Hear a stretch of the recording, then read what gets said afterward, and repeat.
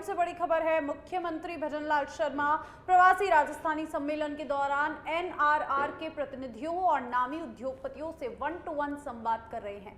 इस क्रम में वे दोपहर 2:15 पर एनआरआर चैप्टर्स के प्रतिनिधिमंडल से सीधे बातचीत करेंगे। बैठक में सूरत, लंदन, दुबई, सिंगापुर, टोक्यो और न्यूयॉर्क, भुवनेश्वर, कोलकाता और दिल्ली समेत देश विदेश के उद्योगपति शामिल हैं। मुख्यमंत्री उद्योगपतियों से निवेश और व्यापार के मुद्दों पर संवाद कर रहे हैं, जिससे प्रदेश में आर्थिक गतिविधियां और निवेश के अवसरों को बढ़ावा मिलने की उम्मीद है।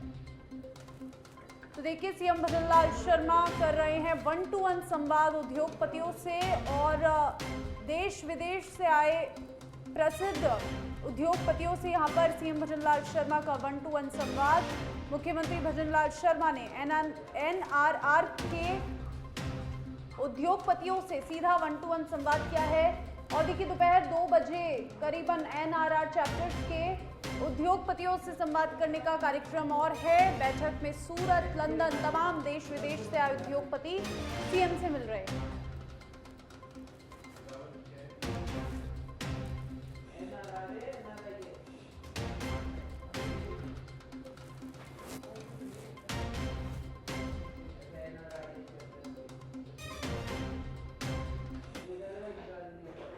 जयपुर से बड़ी खबर है। राजस्थान बोर्ड ने इस वर्ष की परीक्षाओं का कार्यक्रम घोषित कर दिया है। बोर्ड परीक्षाओं 12 फरवरी से 12 मार्च तक आयोजित होगी और परीक्षा अवधि कुल 29 दिन तय की गई है। मार्च में 5वीं से 9वीं और 11वीं कक्षा की परीक्षाएं प्रस्तावित है।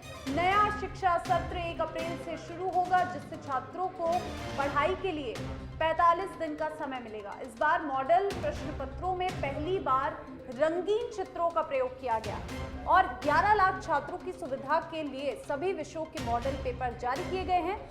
राष्ट्रीय शिक्षा नीति 2020 के अनुसार प्रश्न पत्रों को 5 भागों में बांटा गया है और सभी वार्षिक परीक्षाएं परिणाम 31 मार्च तक जारी किए जाएंगे। और देखिए, नए सत्र की शुरुआत 1 अप्रैल से होगी। राजस्थान बोर्ड की परीक्षाओं से जुड़ी बड़ी अपडेट आपको दे रहे हैं। राजस्थान बोर्ड की परीक्षाएं 12 फरवरी से 12 मार्च तक, तो परीक्षा की अवधि इस बार 29 दिन निर्धारित की गई है। और हालांकि जो छात्र छात्राएं हैं उन्हें काफी समय मिलेगा तैयारी के लिए। मार्च में 5वीं से 9वीं कक्षाओं की परीक्षा।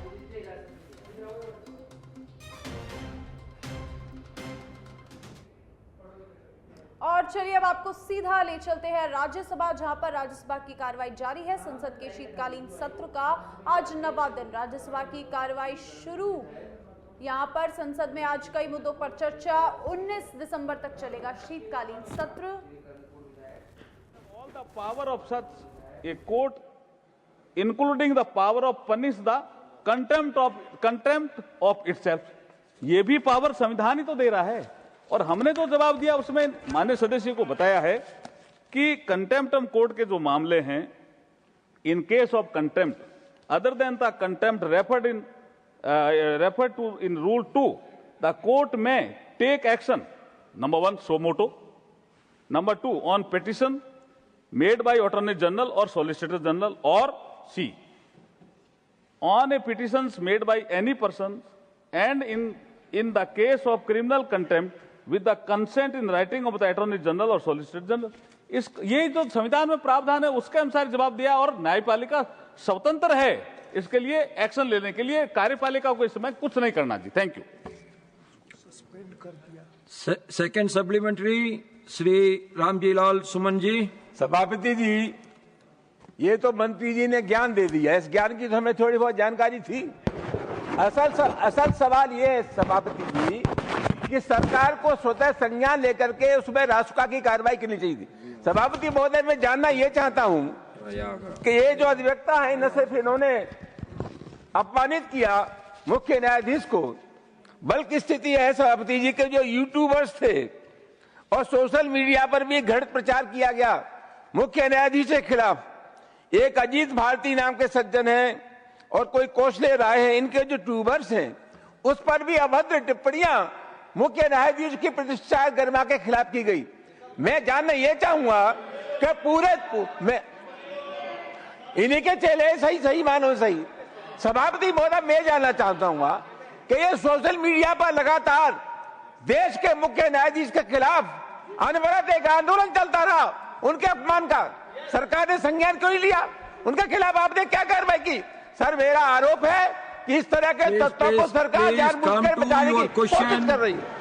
You please come to your question, honorable minister.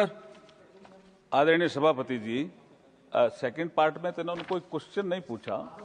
जो उन्होंने अब इनके मन में जो भावना थी वो प्रकट किया, लेकिन मैं एक चीज और आपके माध्यम से सदन को बताना चाहता हूं कि जिस एडवोकेट राकेश कुमार का ये जिक्र कर रहे हैं, बार काउंसिल ऑफ इंडिया ने संज्ञान लिया, उसका जो वकालत करने का जो प्रमाण पत्र था वो रद्द किया, तो एक्शन तो हुआ ही है। Thank you. थर्ड सप्लीमेंट्री, श्रीमान रईगा कृष्णैया।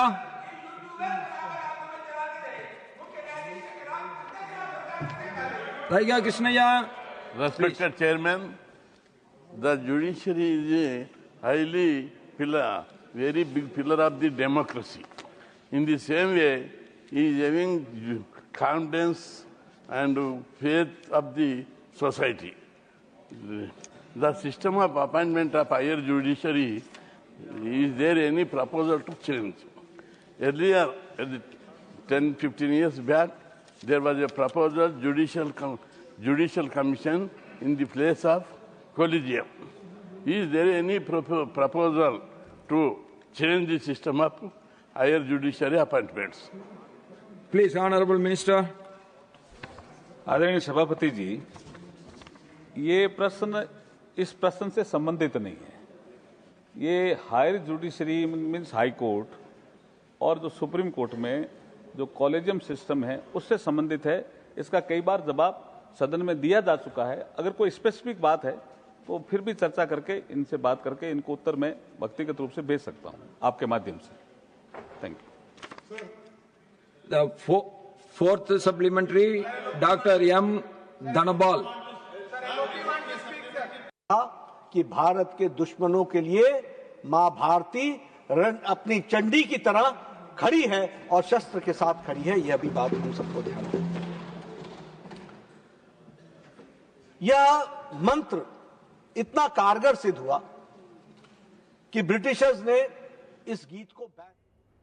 जयपुर से बड़ी खबर है। कांग्रेस 14 दिसंबर को दिल्ली में आयोजित होने वाली रैली की तैयारियों को लेकर सक्रिय हो गई है। जयपुर में पीसीसी मुख्यालय में कुछ ही देर में बैठक शुरू होने वाली है, जिसमें रैली की रणनीति व्यवस्थाओं पर चर्चा होगी। बैठक का नेतृत्व कांग्रेस नेता विवेक बंसल करेंगे। इसके अलावा जयपुर प्रभारी विधायक रोहित बोहरा, जयपुर शहर जिला अध्यक्ष आर तिवाड़ी, विधायक प्रताप सिंह खाचरियावास, विधायक रफीक खान और विधायक आमीन कागजी समेत अन्य कांग्रेस कार्यकर्ता भी उपस्थित रहेंगे। बैठक में रैली की तैयारियों के साथ ही संगठन कार्य को मजबूत करने की दिशा में महत्वपूर्ण निर्णय लिए जाएंगे और यहां पर कई बड़े फैसले होने की संभावना है। फिलहाल ये बैठक कांग्रेस की ओर से और आगामी रैली को लेकर जो है वो रणनीति बनाई जाएगी। रैली और संगठन कार्य की रणनीति तय की जाएगी।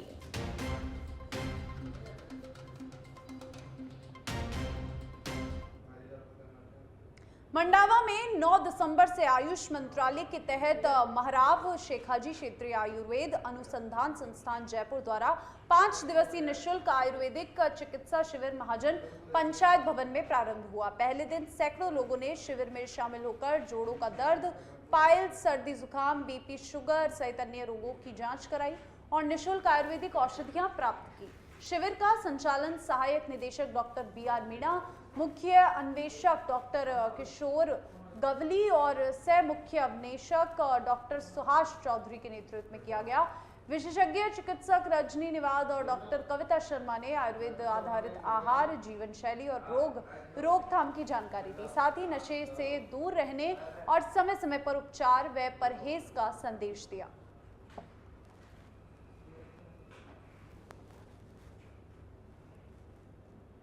आयुर्वेदिक शिविर का आयोजन महाजन पंचायत मंडावा में किया जा रहा है और इस शिविर में joint disease, piles, renal stone, diabetes, hypertension women and child health related conditions, cold and cough, इन सब की निःशुल्क औषध का वितरण किया जाएगा तथा आयुर्वेद आधारित आहार और जीवन शैली के दिशा निर्देश दिए जाएंगे। हनुमानगढ़ के पदमपुर में राठी खेड़ा में एथेनॉल फैक्ट्री और ग्रामीणों के विवाद के बीच विधायक व कांग्रेस जिलाध्यक्ष रूपेंद्र सिंह कुन्नर के रत्ती खेड़ा जाने पर पुलिस ने पदमपुर हनुमानगढ़ मार्ग पर भारी जाब्ता तैनात किया। विधायक रूपेंद्र सिंह कुन्नर को पुलिस ने हिरासत में लिया। श्री करणपुर सीओ पुष्पेंद्र सिंह व सर्किल पुलिस ने बैरिकेड लगाकर सड़क को रोका और सुरक्षा व्यवस्था कड़ी की।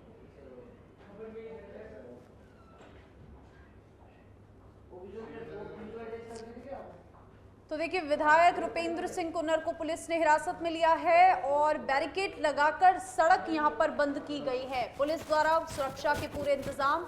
इथेनॉल फैक्ट्री और ग्रामीणों का विवाद अब लगातार गर्माता जा रहा है। पदमपुर हनुमानगढ़ मार्ग पर तैनात भारी पुलिस जाब्ता।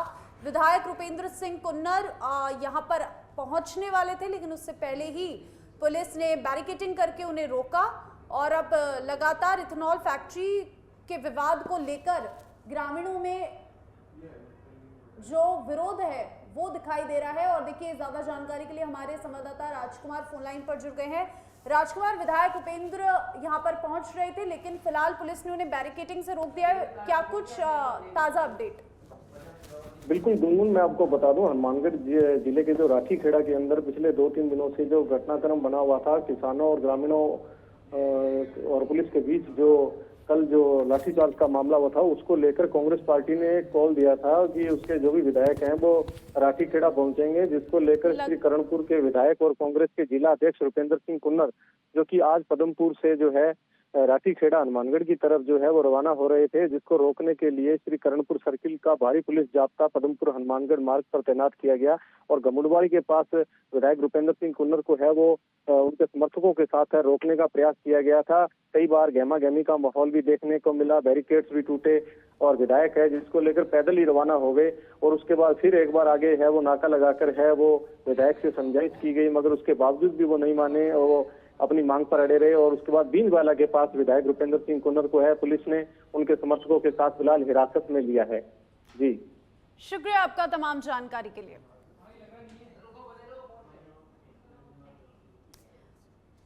तो देखिए, बैरिकेडिंग लगाकर पुलिस ने पूरी सड़क को बंद कर दिया है और किसी को भी आगे जाने की अनुमति नहीं है। इथेनॉल फैक्ट्री और ग्रामीणों का विवाद लगातार गर्माता जा रहा है। पदमपुर हनुमानगढ़ मार्ग पर तैनात भारी पुलिस जाब्ता और विधायक रूपेंद्र सिंह कुन्नर को भी यहीं पे पुलिस ने रोक दिया, पुलिस हिरासत में लिया और इसको लेकर यहां पर ग्रामीणों ने जमकर प्रदर्शन किया और कई लोगों को पुलिस ने हिरासत में लिया है। देखिए, कांग्रेस के झंडों के सहित यहां पर किस तरीके से विरोध प्रदर्शन जताया गया, आंदोलन किया गया और इसी को लेकर कई लोग हिरासत में आए हैं। विधायक रूपेंद्र सिंह कुन्नर को भी पुलिस ने हिरासत में लिया है। बैरिकेडिंग लगाकर सड़क को बंद किया गया और पूरा मार्ग अभी फिलहाल पुलिस जाब्ते से भरा हुआ है। पदमपुर हनुमानगढ़ मार्ग पर तैनात भारी पुलिस जाब्ता और यहां पर पूरे सड़क मार्ग को पुलिस ने अभी फिलहाल के लिए बंद कर दिया है। बैरिकेडिंग लगा दी गई है, सड़क को पूरी तरह जब्त कर लिया है। एथेनॉल फैक्ट्री और ग्रामीणों का विवाद और यहां पर लगातार लोगों का प्रदर्शन। पदमपुर हनुमानगढ़ मार्ग पर तैनात भारी पुलिस जाब्ता और पदमपुर से यह खबर जहां पर देखिए बैरिकेडिंग लगाकर विधायक को रोका गया। विधायक रूपेंद्र यहां पर पहुंचे थे ग्रामीणों से मुलाकात करने और फैक्ट्री के जो मामले हैं उसको लेकर यहां पर संवाद करने पहुंचे थे, लेकिन पुलिस ने बैरिकेडिंग लगाकर पहले ही रोक दिया।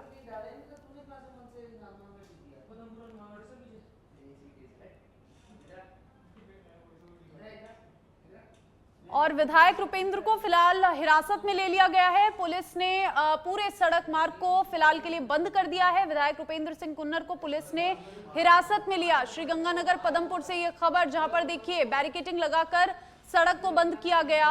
इथेनॉल फैक्ट्री और ग्रामीणों का जोरदार प्रदर्शन इथेनॉल फैक्ट्री के विरोध में और यहां पर विधायक पहुंचे थे, लेकिन पुलिस ने पहले ही बैरिकेडिंग लगाकर उन्हें हिरासत में लिया और यहां पर विधायक को हिरासत लेने के विरोध में भी प्रदर्शन किया गया। और इथेनॉल फैक्ट्री के विरोध में लोगों में आक्रोश। पदमपुर हनुमानगढ़ मार्ग की तस्वीरें जहां पर विधायक पहुंचे और उन्हें हिरासत में लिया गया।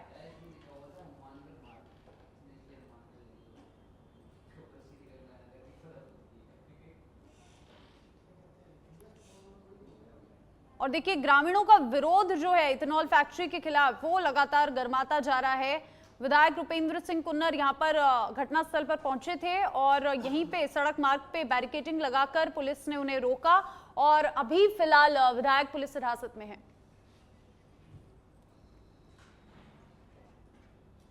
प्रतापगढ़ में 15 दिवसीय सड़क सुरक्षा अभियान का गांधी चौराहे से शुभारंभ किया गया। जिला कलेक्टर डॉक्टर अंजलि राजौरिया, परिवहन निरीक्षक दुर्गा शंकर जाट और यातायात प्रभारी ईश्वर लाल ने वाहन चालकों को रोककर गुलाब का फूल देकर सम्मानित किया और हेलमेट, सीट बेल्ट व सुरक्षित ड्राइविंग के नियम बताए गए।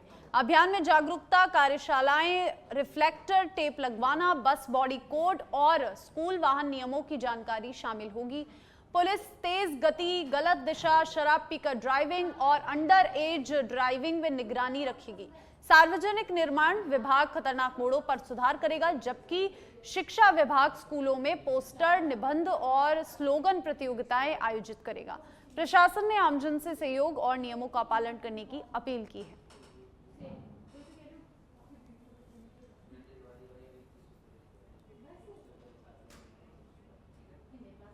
बयाना में राजस्थान ग्रामीण आजीविका विकास परिषद राजीविका के तहत कई चेतना 4.0 अभियान में महिलाओं की जागरूकता रैली आयोजित की गई। रैली पंचायत समिति परिसर से शुरू होकर नए के यहां पर प्रमुख मार्गों से गुजरी रैली और आमजन को लैंगिक समानता, महिला सुरक्षा, सम्मान और सशक्तिकरण का संदेश दिया। इसके बाद पंचायत समिति सभागार में महिलाओं को उनके अधिकार, निर्णय क्षमता और सामाजिक भागीदारी के प्रति संवेदनशील बनाने हेतु सामूहिक शपथ दिलाई गई। कार्यक्रम का उद्देश्य महिलाओं में नेतृत्व क्षमता, आत्मविश्वास और सकारात्मक सामाजिक परिवर्तन को प्रोत्साहित करना था। रैली में बयाना ब्लॉक के BPM area corridor Mahesh, ARP Ravikant Sharma, Vinod, Vijendra सहित राजीविका टीम के सदस्य उपस्थित रहे।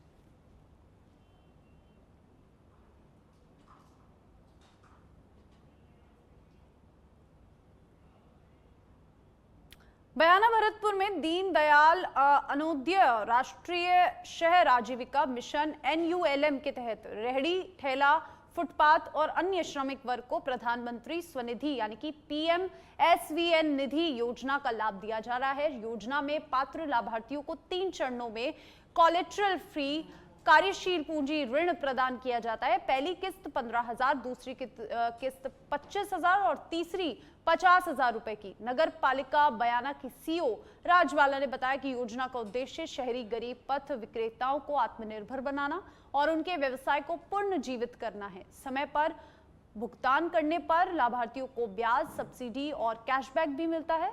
कोविड-19 महामारी के बाद छोटे व्यापारियों की आर्थिक स्थिति मजबूत करने के लिए शुरू की गई इस योजना से बयाना के सैकड़ों रेहड़ी पटरी विक्रेताओं को आर्थिक संबल मिला और उनका व्यवसाय फिर से पटरी पर लौट रहा है।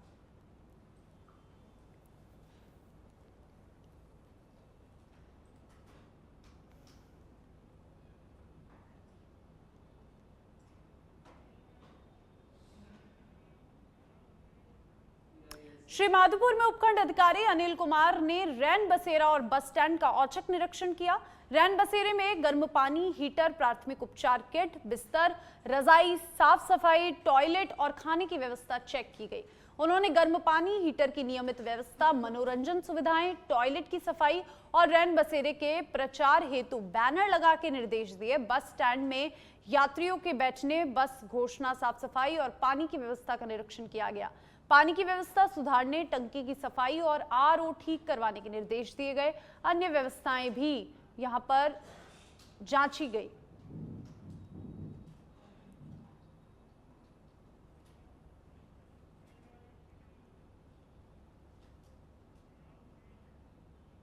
और अब खबरों में आगे बढ़ेंगे। नीमच पुलिस अधीक्षक अंकित जायसवाल ने इंस्टाग्राम पर लड़कियों के नाम से फर्जी ID बनाकर लोगों से पैसे ऐंठने वाले गिरोह का पर्दाफाश किया।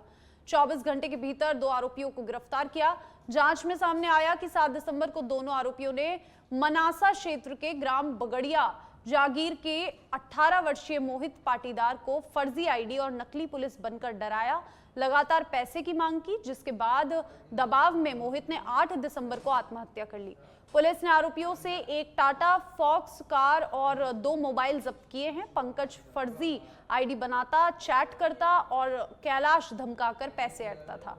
आरोपियों ने मंदसौर और रतलाम जिलों में भी इस तरह की वारदातों से अंजाम देने का यहां पर जुर्म कबूला है।